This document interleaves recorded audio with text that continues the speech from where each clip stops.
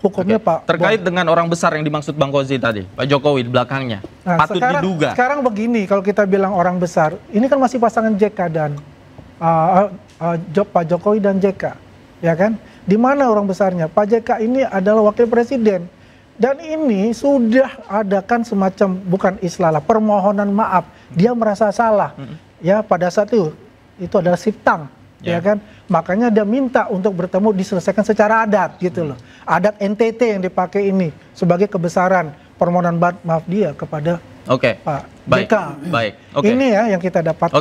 Meskipun juga keluarga Pak JK melaporkan hal ini ke kepolisian, Bang Refli, Anda melihatnya seperti apa? Iya, kasus ini kan tidak hanya kasus yang terkait sama JK kalau saya baca ya, tapi keluarganya juga. Ini saya baca di sini. Ya. Kata JK, saya sih nggak mikirin, tetapi keluarga yang keberatan katanya. Itu satu. Yang kedua, kalau kita bicara tentang perdamaian, ini kan ada dua versi ya.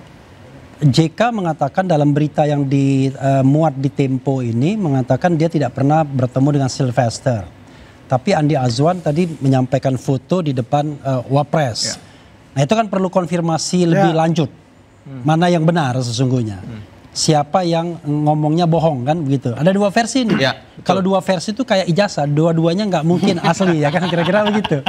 Jadi ini apakah JK yang berbohong, apakah Sylvester yang berbohong kan begitu. JK mengatakan dia nggak pernah ketemu, tapi Sylvester mengatakan dia ketemu 2 kali, itu satu. Yang kedua adalah kalau kita bicara permohonan maaf ini memang tidak relevan. Karena ini kasus sudah berproses dan inkrah. Maaf di sini hanya bisa dipahami sebagai hal yang sifatnya sosiologis, politis.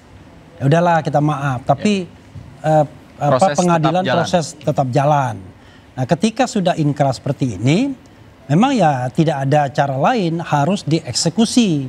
Karena kalau tidak dieksekusi jadi ada inequality before the law.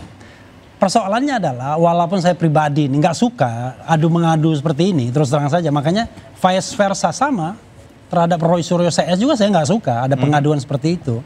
Tetapi masalahnya ini kadung sudah berkekuatan hukum tetap. Akan menjadi sebuah presiden buruk dalam law enforcement kita kalau seandainya yang berkekuatan hukum tetap ini tidak dieksekusi.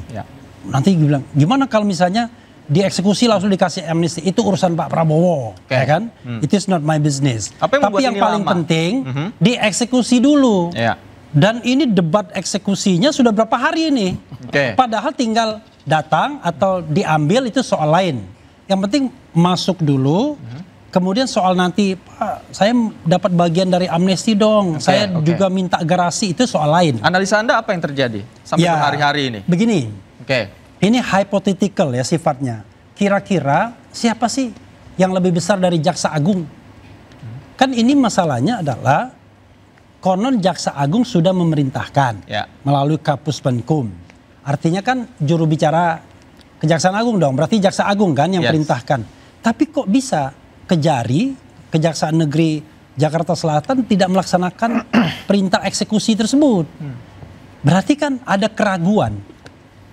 Pertama, tidak ada clear message dari Jaksa Agung sendiri, kecuali Kapus Penkum. Yang kedua, Kejari atau Kajari, Kepala Kejaksaan Negeri Jakarta Selatan, kok kayaknya juga tidak takut atau hati-hati? Terlalu hati-hati. Barangkali dia nunggu sign. 2 sign yang ditunggu. Sorry ya. Sign dari Solo dan sign dari Istana. Kira-kira begitu. Kira-kira Istana ini gimana? Baik. Eksekusi nggak? Solo gimana? Eksekusi nggak? Karena asumsi saya harus ada orang yang lebih besar kekuasaannya dibandingkan Jaksa Agung. Kan begitu? Kalau tidak lebih besar dari Jaksa Agung, maka dia bukan orang besar.